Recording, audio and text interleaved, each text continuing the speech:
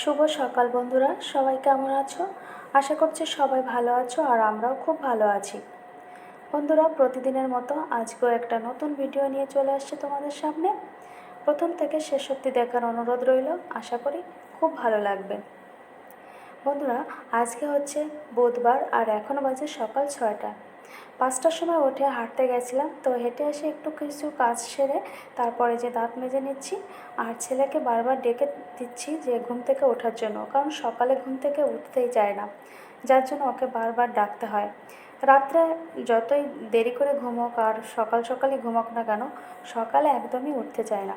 প্রতিদিনই ঘুম থেকে ওঠা নিয়েই ওর সঙ্গে আমার একটু ঝামেলা হয়ে যায়।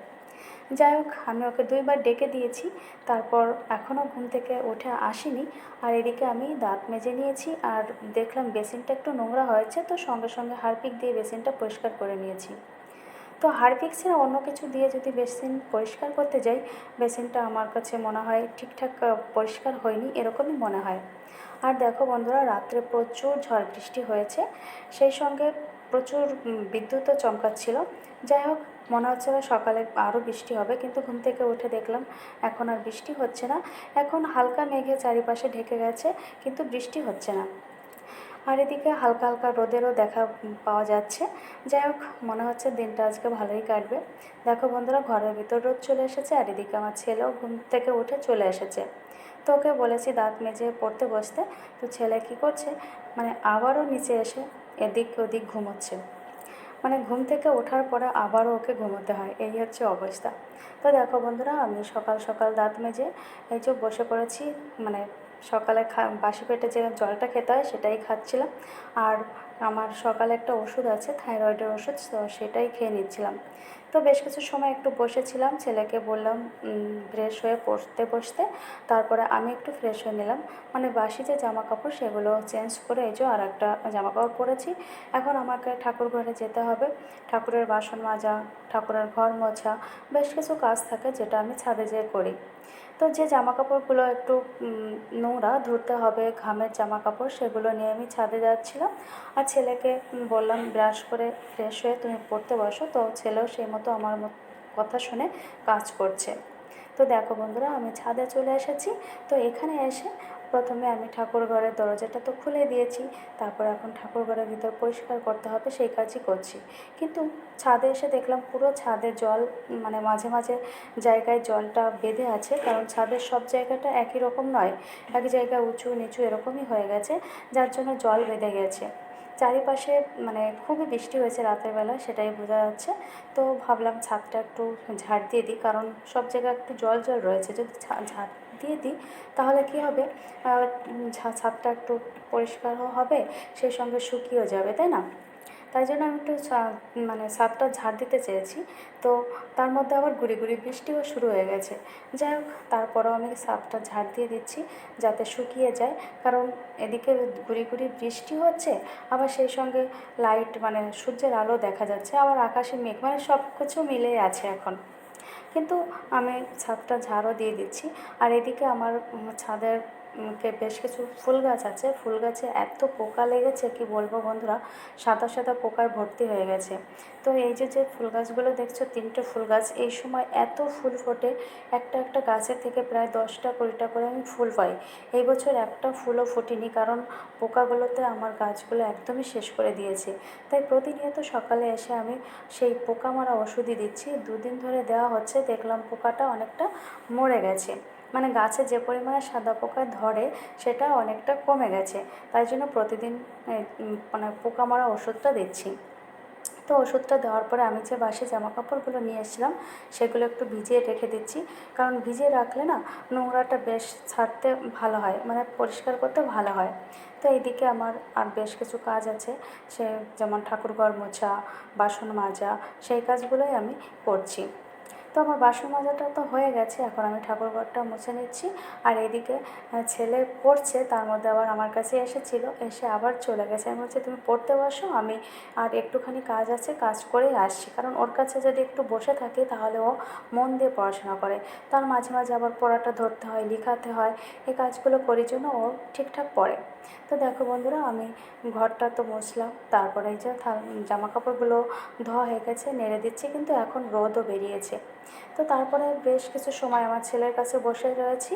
আর যখন 9:30 বাজে, তখন আমার শাশুড়ি মা ডেকেছে যে আমার রান্না হয়ে গেছে, তোমরা আসো, সবাই খাবে। তো নিচে এসে দেখলাম হ্যাঁ, সব রান্না বান্না কমপ্লিট করে রেখেছে আমার শাশুড়ি মা। এদিকে কলপারে কিছু জলের বোতল রেখে গেছিলাম, সেইগুলো জল ভরে রেখেছে আমার শ্বশুরমশাই। মানে সব রান্না বান্না বেশ কিছু কাজ আমার শ্বশুর এবং শাশুড়ি করে রেখেছে। আর ছেলেকে আমি পড়াচ্ছিলাম, যার জন্য আমি এগুলো করতে পারিনি। তো ওনারা করে রেখেছে, তো শাশুড়িমা বলছে এখন খেতে দাও। এদিকে ছেলে বলছে আমি এখন ভাত খাবো না, পরোটা খাবো। তাই শ্বশুরমশাই ছেঁড়া পরোটা নিয়ে এসে তো ওনাদেরকে ভাত খেতে দিয়েছি। আর ছেলের জন্য আমি যে পরোটা বের করেছি, শ্বশুরমশাই এনে দিয়েছে, তাই আমি ওর জন্য গুছিয়ে নিচ্ছি। ও এইগুলোই খাবে আজকে। ওর জন্য ভাত করা হয়েছে, কিন্তু ওর এখন ভাত খেতে ইচ্ছা করছে না, বলছে আমি এক পরোটা খাবো। এদিকে ননদের ছেলে এসে ও বলছে আমি পরোটা খাবো, তাই দুই ভাইকে আমি ভাগাভাগি করেই দুই বাটিতে থালায় করে দিচ্ছিলাম। যে দুইজনে একসঙ্গে দিলে আবার মারপিট শুরু করবে, তার জন্য আলাদা আলাদা করে দিয়েছি। তারপরে এই যে শ্বশুর শাশুড়িকেও খেতে দিয়েছি, সবাই মিলে খাচ্ছে। আমার ননদের ছেলে রুটি তরকারি খাবে, কিন্তু ওর আবার পেটের একটু প্রবলেম হয়, তো তাই ওকে কিছু আগে ভাত খাইয়ে নিচ্ছে, তারপরেই রুটি তরকারি দেওয়া হবে। তারপরে সবার খাওয়া দাওয়া হয়ে গেলে বন্ধুরা, আমি আর বসে থাকিনি। রান্নাঘরটা যেহেতু পরিষ্কার করা হয়নি, শাশুড়ি মা শুধু রান্না করে সব কিছু রান্না করেছে, কিন্তু পরিষ্কার করা হয়নি।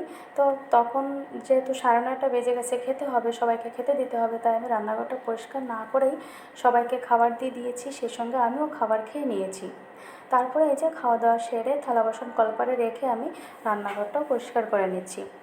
তো দেখো বন্ধুরা, রান্নাঘরে যতই চিমনি লাগানো থাকুক, এক্সস্ট ফ্যান থাকুক, তাও কিন্তু তেল, চারিপাশে তেল তেল থাকে। সেই সঙ্গে যে রান্নাগুলো হয় তার ঝোল মশলা এদিক ওদিক ছিটকে যায়, তাই না? এতে তো নোংরা হয়। তাই জন্য আমি প্রতিনিয়ত কী করি, তোমার বাসন মাজার যেসব বাসন মাজার সাবান, সেই সঙ্গে স্কচব্রাইট, এটা দিয়ে আমি কী করি, পুরো রান্নাঘরটা, পুরোটা না, যতটা দূর হাত যায় আমার ততটা দূর আমি একটু পরিষ্কার করে রাখি, যাতে রান্নাঘরটা ঠিকঠাক থাকে, ভালো থাকে। তো সেই মতো আমি কাজ করছিলাম।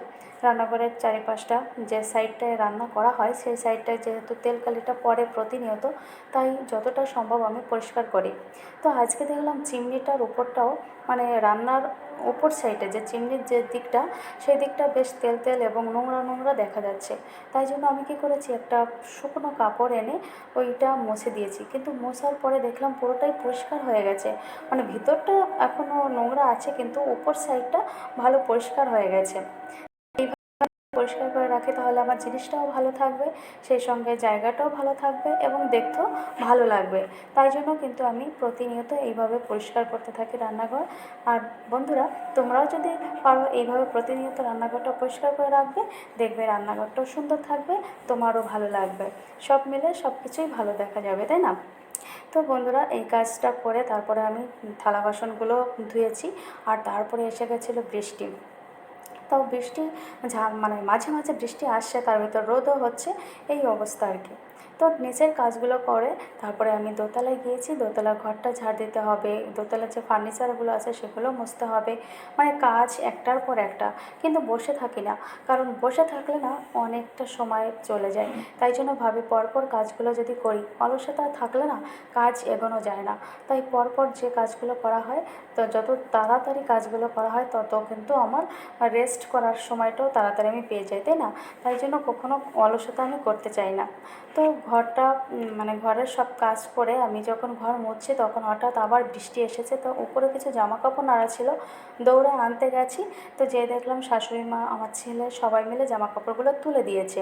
তো জামা কাপড় ভিজিনি। আর আমার ওই ছেলেরা কী করছে, বৃষ্টির জলে লাফালাফি করছে ছাদে চান করবে জন্য। যাই হোক, ওদের এই কর্ম দেখে আমি নিচে চলে এসেছি, এসে আমি তারপরে চান করে নিয়েছি। আর এখন আমি ছাদে যাব, পুজো করতে হবে। তো ছাদে যেয়ে পুজো করব, সব কিছু গুছিয়ে নিয়েছি। এখন দেখছি তুলসী পাতা, দুব্ব পাতা এগুলো তোলা নেই। তো দেখো বন্ধুরা, আমার বাড়িতে না দুব্বা ঘাস ছিল না। তো মানে যখন আমি ফুল কিনে নিয়ে আসতাম তখনই দুব্বা গাছটা পেতাম। কিন্তু একবার কি হয়েছে, আমি যখন দুব্বা পাতা এনেছি কিনে, তো দুব্বা ঘাসের সঙ্গে না শিকড় শিকড় ছিল, তো সেই শিকড় দেখে আমি সেই ঘাসগুলোকে আমার টবে লাগিয়ে দিয়েছি। আর লাগানোর পরে সেখান থেকে যে দুব্বা ঘাস হয়েছে আর একবারও মরে যায়নি, আমাকে বাইরে বাইরে থেকে আনতে হয় না, বাড়িতেই আমি পেয়ে যাচ্ছি। তো এই টবের দুব্বা ঘাস লাগানোতে কিন্তু আমার খুব ভালো হয়েছে। তোমাদের বাড়িতে যদি না থাকে তাহলে কিন্তু এরকম করতে পারো। আর এই যে তুলসী গাছ এখানেও আছে, আমার নিচেও আছে। তো উপরে কেন রেখেছি, যে পুজোয় করতে বসলাম তখন দেখছি তুলসী পাতা নেই, দুব্বা পাতা নেই, তখন কিন্তু এখান থেকে আমি নিতে পারি, তাই না? তো সব কিছু তো পেয়ে গেলাম। এখন এই যে বন্ধুরা আমার পুজোটাও হচ্ছে, পুজোটা হয়ে গেলে তারপরে আবার সবাইকে খেতে দিতে হবে। এদিকে আমি যখন পুজো করছি তখন আমার ছেলের বন্ধুরা এসে গেছে। তো ছেলে বলল, মা আমি ওদের সঙ্গে প্রজেক্ট করব, তুমি কিছু খাবার ওদের জন্য বানিয়ে দিও। আমি বলছি, ঠিক আছে, আমি পুজোটা দিয়ে আসি তারপরে করছি। তো ছেলে ওর বন্ধুদের নিয়ে প্রজেক্ট করছে আর আমি এদিকে পুজোটা করছি। তো প্রজেক্ট হচ্ছে স্কুল থেকে ওদের প্রজেক্ট করতে দিয়েছে। তো একটা গ্রুপে প্রজেক্ট করতে হবে, 2-3 জন মিলে প্রজেক্টটা করতে হবে। তাই জন্য ওর বন্ধুরা আমাদের বাড়িতে এসেছে, 3 জন মিলে প্রজেক্টটা করবে। তো এখন যেহেতু স্কুল ছুটি আছে তাই ওরা সময় পাচ্ছে, ওই জন্য বাড়িতে বসে প্রজেক্টটা করছে। দেখো বন্ধুরা, তোমাদের সঙ্গে গল্প করতে করতে আমার কিন্তু পুজোটা কমপ্লিট হয়ে গেছে। তো এখন আমি নিচে যাব আর দেখি ওদেরকে কি খাবার দেওয়া যায় সেটা করব। আর এখন বাজে 12:30। 12:30 যেহেতু কী খাবার দেব, তাই দেখলাম ঘরে মুড়ি চানাচুর আছে, সেগুলোই মাখিয়ে দিচ্ছিলাম। আর জানো তো বন্ধুরা, দুপুরে যখন আমরা খাওয়া দাওয়া করি তখন প্রচুর ঝড় বৃষ্টি এসেছে, এত ঝড় বৃষ্টি এসেছে আমি ভিডিও করার সময়টা ভিডিও করতেই আমার মনে নেই। যাই হোক, দুপুরের ভিডিওটা আর আমি করতে পারিনি। তো তারপরে আমি খাওয়া দাওয়া করে সব গুছিয়ে ঘুমিয়ে পড়েছিলাম। তো ঘুম থেকে উঠে এসে ছাদে এসেছি, পুরো চোখ আমার ফুলে গেছে। যাই হোক, বৃষ্টি হয়েছে তো ঠান্ডা ঠান্ডা পড়েছে, ঘুমিয়েছিলাম। তো ছাদে এসে দেখলাম আমার যে একটা গাছ আছে, মানি প্ল্যান্ট গাছটা খুব সুন্দর হয়েছে। তো চারিপাশে গাছের যে ডগাগুলো ছড়িয়ে রয়েছে ওটাকে আমি ঠিক করছিলাম। আর দেখো বন্ধুরা, বিকালের আবহাওয়াটা কিন্তু খুব ভালো ছিল, আকাশটাও হালকা মেঘ ছিল, কিন্তু চারিপাশটা রোদ ছিল, একটু সব মিলিয়ে ভালো লাগছিল। দুপুরে যে পরিমাণে বৃষ্টি হয়েছে তাতে মনে হচ্ছে সারাদিনই বৃষ্টি হবে, কিন্তু না, বিকালটা খুব ভালো ছিল। আর দেখো বন্ধুরা, আমার চোখ মুখ কেমন ফুলে গেছে। তো বন্ধুরা, ভিডিওটি আর বড় করছি না, এই অবধি। কেমন লাগলো তোমাদের সবার অবশ্যই কমেন্টে করে জানাবে। ভালো থাকবে সবাই, দেখা হচ্ছে নেক্সট ব্লগে।